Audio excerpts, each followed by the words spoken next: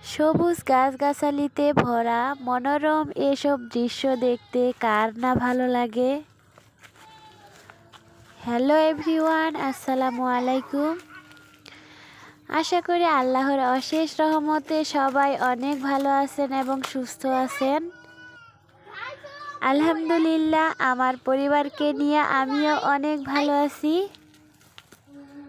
আজকে আমি চলে আসছি আমাদের জমির পাশেই সজনে শাক নেওয়ার জন্য। আমাদের আলুর জমিটার পাশেই আপনাদের ভাইয়া গত বছর সজনের ডাল লাগিয়েছিল। সেই ডাল থেকেই সুন্দর এখন গাছ হয়ে গেছে। আর সেই সজনে গাছ থেকেই আজকে আমি সজনে পাতা নিয়ে ভাজি করব।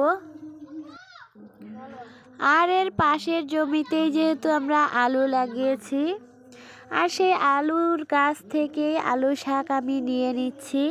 সজনে পাতা দিয়ে একসাথে ভাজি করে নিব। আলু গাছের পাতাগুলো তো অনেক সুন্দর লাগছে, ইচ্ছে হচ্ছে সবগুলো শাক আমি তুলে নেই। তবে আলু পাতা আমি বেশি তুলব না, অল্প করে নেব। অন্যদিকে তো সজনে পাতা নিয়েছি, তার সাথে দেওয়ার জন্য অল্প কিছু আলু পাতা আমি তুলে নিচ্ছি।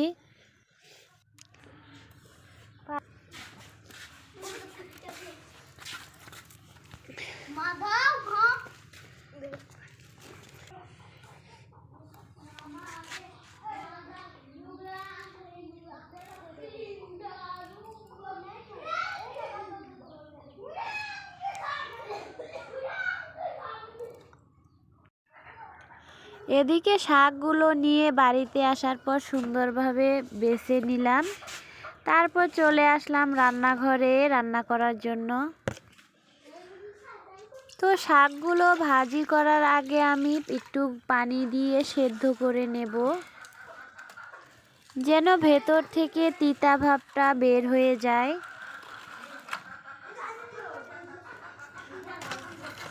এদিকে আমি আমার মাটির চুলাটা ভালোভাবে জ্বালিয়ে নিলাম। এরপর কড়াইয়ে শাকগুলো দিয়ে দিচ্ছি। আসলে কি, গ্রামে থাকার সার্থকতা এটাই, টাটকা টাটকা শাকসবজি জমি থেকে তুলে এনে নিজের হাতে মাটির চুলোয় রান্না করে খাওয়া। আর এসব শাকসবজিতে কিন্তু সার বিষের পরিমাণ খুবই কম। কিছুটা সময় ধরে শাকটা সেদ্ধ হওয়ার পরে আমি আবার ঝুড়িতে ঢেলে নিলাম পানিটা ঝরানোর জন্য।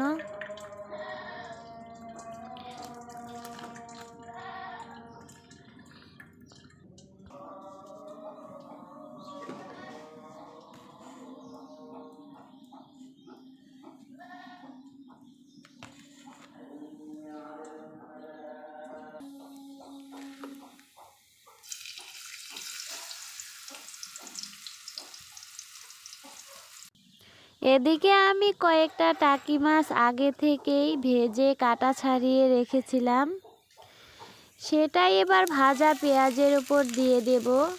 তবে বেশি সময় ভাজবো না, কারণ আগে থেকেই মাছটা আমি ভেজেই রেখেছিলাম।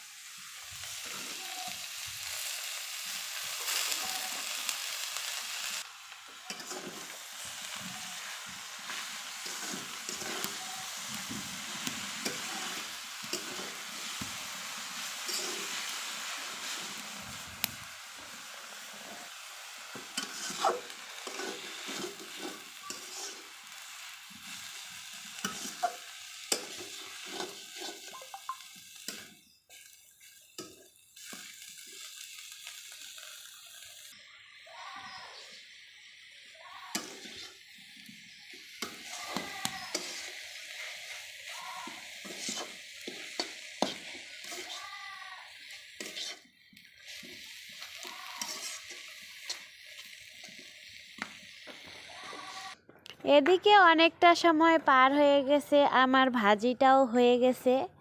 আমি কড়াই থেকে বাটিতে নামিয়ে নিলাম।